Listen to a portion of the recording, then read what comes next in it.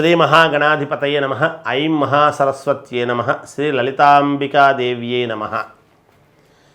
సంక్రాంతి పండుగ, మకర సంక్రాంతి. సంక్రాంతి పండుగ అనగానే మనకు ఏమేమి గుర్తొస్తాయి? రైతులు, గంగిరెద్దు వాళ్ళు రావటము, అలాగే హరిదాసులు రావటము, ఎద్దులకు అలంకారము చేయటము, ధాన్యము, రైతుల పండుగ అని.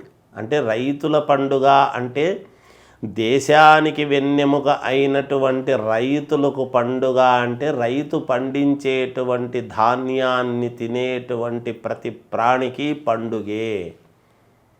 ఏదో రైతులకు మాత్రమే అని కాదు ఇది సంక్రాంతి పండుగ అంటే. మనము కొత్త ధాన్యము అంటే పంటలన్నీ ఇంటికి రావటం అనేటువంటిది జరుగుతుంది సంక్రాంతి పండుగ అని.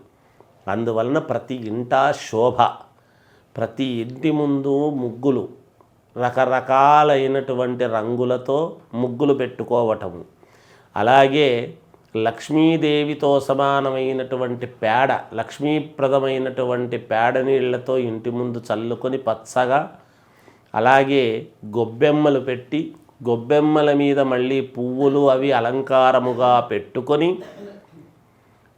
ఇంట్లో ఇల్లంతా కూడా ఆవు పేడతో అలుక్కొని, ఇవాల్టి రోజున గ్రానైటు, మార్బుల్సు, తర్వాత వెట్రిఫైడ్ టైల్స్ అన్నీ వచ్చాయి. పూర్వము ప్రతి ఇంట్లో కూడా ఆవు పేడతోనే ఇల్లంతా కూడా అలుకి శుభ్రం చేసుకుని ముగ్గులు పెట్టుకునేటువంటి వాళ్ళు. ఎందుకు అంటే ముందు రోజు ఎప్పటి నుంచో ఉండేటువంటి వస్తువులన్నీ కూడా తీసినప్పుడు పురుగు పుట్ర అవన్నీ ఉంటే కూడా ఆ పేడతో అలికినటువంటి దానికి పురుగు పుట్ర అనేటువంటివి ఉండవు, చనిపోతాయి, అక్కడికి తీసేయబడతాయి, దూరం వెళ్ళిపోతాయి అవి ఆ వాసనకు, దగ్గరికి రావు నిజానికి. అలా పురుగు పుట్ర అంతా లేకుండా చేసుకొని కొత్త ధాన్యం ఎప్పుడైతే ఇంటికి వస్తుందో ఆ రైతులు ఎద్దులకు అలంకారము చేసుకొని, ఆ ఎద్దుల బండికి అలంకారము చేసి ధాన్యాన్ని, ధాన్యపు మూటలను ఇంటికి, ధాన్యలక్ష్మీదేవిని ఇంటికి తెచ్చుకోవడము జరుగుతుంది. అందుకని ధాన్యలక్ష్మీదేవి ఇంటికి వస్తుంది అంటే ఆ ఇల్లు ఎంత శోభాయమానముగా ఉండాలి. అందువలన కదా ఇల్లంతా కూడా మనము పచ్చగా తయారు చేసుకొని, తోరణాలు కట్టుకొని, పండుగ చేసుకొని, ఇంటి ముందు ముగ్గులు పెట్టుకొని అన్నీ చేసుకుంటాం. అలా ధాన్యలక్ష్మిని ఇంట్లోకి ఆహ్వానిస్తాము. మన ఇంటికి ఎవరో తెలిసిన వాళ్ళు వస్తున్నారు అంటేనే టీపాయి, కుర్చీలు, కర్టన్లు అన్నీ సర్దుకొని, వాళ్ళకి ఎటువంటి కప్పు సాసర్స్లో మనం కాఫీ ఇస్తే బాగుంటుందా, టీ ఇస్తే బాగుంటుందా, బిస్కెట్స్ ఇస్తే మేలా, ఇంకేమైనా డ్రింక్స్ ఇస్తే బాగుంటుందా, కూల్ డ్రింక్స్ లాంటివి అని అనుకుంటామా లేదా? మామూలుగా వ్యక్తులు వస్తేనే ఇంత హైరాణ పడిపోతే మనము చూడండి, మన ఇంటికి గొప్పవాళ్ళు ఎవరన్నా వస్తే ఎంత తటపటాయిస్తాం. అలాంటిది సంవత్సరము పొడవునా కష్టపడినటువంటి రైతులు ధాన్యలక్ష్మీదేవి ఇంటికి వస్తూ ఉంటే ఎంత శోభగా ఉంటుందండి. అందువలన కదా సంక్రాంతి పండుగ అనేటువంటిది మనకు.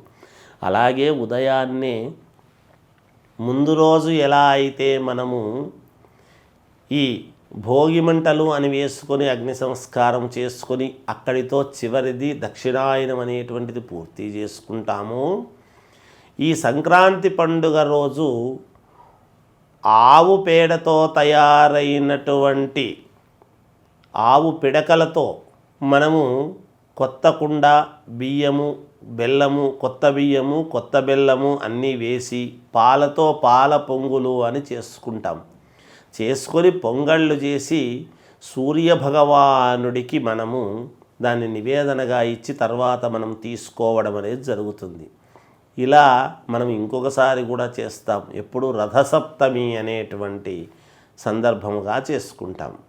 అలా పాల పొంగులు అవి చేసుకుని హరిదాసులు వస్తాడు. సాక్షాత్తు శ్రీమన్నారాయణుడు హరి. ఆ హరికి దాసానుదాసుడైనటువంటి హరిదాసులు వస్తారు అంటే ఇంటికి మనం ఏమనుకుంటామంటే ఏముందిలే హరిదాసు కదా అనుకుంటాం. కాదు, సాక్షాత్తు శ్రీ మహావిష్ణువు ఎవరు ఆ హరిదాసుకు సంతృప్తిగా వాళ్లకు చేతనైనన్ని ధాన్యాన్ని ఇస్తారు. ఏమిటి? అభ్యాగతో స్వయం విష్ణు అన్నాడు. ఎవరైనా అలా వచ్చారు అంటే సాక్షాత్తు శ్రీ మహావిష్ణువుతో సమానము అని మనకు శాస్త్రాలు చెబుతున్నాయి. అందువలన హరిదాసులు రావటం, ఇక గంగిరెద్దుల వాళ్ళు రావటం చూసాం. గంగిరెద్దుల వాళ్ళు ఏమిటి అంటే ఆ పరమేశ్వరుడి యొక్క ఆత్మలింగాన్ని గజాసురుడు లోపల పెట్టుకున్నప్పుడు మరి గంగిరెద్దుల వేషంలోనే కదా, వేషధారి కదా శ్రీ మహావిష్ణువు వచ్చాడు నందీశ్వరుణ్ణి ఎంటబెట్టుకొని. అలా గంగిరెద్దుల వేషంలో శ్రీమన్నారాయణుడి స్వరూపముతో వస్తున్నారు అని ఎవరిని మనము వాళ్ళు ఇలా ఇలా ఇలా బుడబుక్కల ఇది అని మనము తక్కువ చూపు చూడరాదు.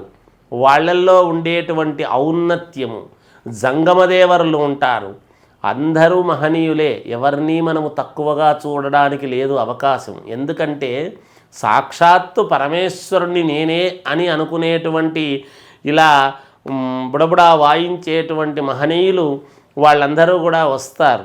భవతీ భిక్షాందేహి అంటారు వచ్చి, ఇలా ఈశ్వరుడి యొక్క బొమ్మ పెట్టుకొని ఇలా ఇంతింత మీసాలు నల్లటి రగ్గు కప్పుకొని వాళ్ళు వస్తూ ఉంటారు. వాళ్ళు అంటే ఎవరైనా దైవం మానుష రూపేణ అన్నటువంటి కారణం మనం గ్రహించాలి. ఇక్కడ కులమతాలు కాదు కావాల్సింది. అందుకని ఎవరు భగవంతుడు ఏ రూపంలో వస్తాడో, అందుకని సర్వాంతర్యామి భగవంతుడు, ఆయనకు రూపము లేదు, ఏ రూపములోనైనా రావచ్చు అని మనము తెలుసుకోవాల్సినటువంటి దానికి మనము ఆలోచన చెయ్యాలి. ఒక ఆవు రూపములో రావచ్చు, ఎద్దు రూపములో రావచ్చు, ఇంకా అనేక రకాల రూపాలతో వస్తాడు భగవంతుడు. మనుషుల రూపములో వస్తాడు, ఒక రూపము అని లేదు. అందుకని ఏ ప్రాణిని కూడా మనము కించపరిచే విధముగా మాట్లాడరాదు, మనసు నొచ్చుకునే విధంగా ఉండరాదు అనేటువంటిది మనము భావించాలి. అందుకు కదా గంగిరెద్దుల వాళ్ళు వస్తారు. వస్తే వాళ్లకు పాత బట్టలు ఇవ్వండమ్మా అని అడుగుతారు వాళ్ళు. అంటే చూద్దాము అనే అడుగుతారు, కానీ మనము పాతవి ఇవ్వరాదు. వీలైతే కొత్తది కొనుక్కొని వచ్చి ఇవ్వటం అనేటువంటిది చాలా శ్రేయోదాయకమైనటువంటి విషయం. మన కుటుంబానికి, మనకు, మన పిల్లలకు కూడా మేలు జరుగుతుంది గాక. శక్తున్నంతలో వాడినటువంటివి ఎందుకు ఇవ్వటం, కొత్తది ఇస్తే మేలు కదా అనే ఉద్దేశంతో ఇవ్వాలి. అందుకు ఈ సంక్రాంతి పండుగ అంటే చాలా అందరము కూడా చాలా శోభతోనూ, ఇంటికి అల్లుళ్ళు వస్తారు, కొత్తగా పెళ్ళైనటువంటి అల్లుళ్ళు వస్తారు, తర్వాత బంధువులు వస్తారు, ఆత్మీయులు వస్తారు, స్నేహితులు వస్తారు, ఆంతరంగికులు వస్తారు. చాలా బాగా జరుగుతుంది వాళ్ళ దగ్గర పండుగలు అనేటువంటి ఉద్దేశ్యంతో వస్తారు. పిండి వంటలు, అనేక రకాల పిండి వంటలతో అందరూ సంతోషముగా ఆనందముగా పొరపొచ్చాలు లేకుండా ఆనందంగా గడుపుకునేటువంటి పండుగ. ఇంకా బావా మరదళ్ళు వాళ్ళు ఎవరైనా ఉంటే ఏదో 2 జడలు వేసుకొని లంగా పైట అవి వేసుకొని హాఫ్ శారీ అనేటువంటిది వచ్చింది ఇంగ్లీష్లో. లంగా పైట అని చక్కగా చెప్పుకోవచ్చును.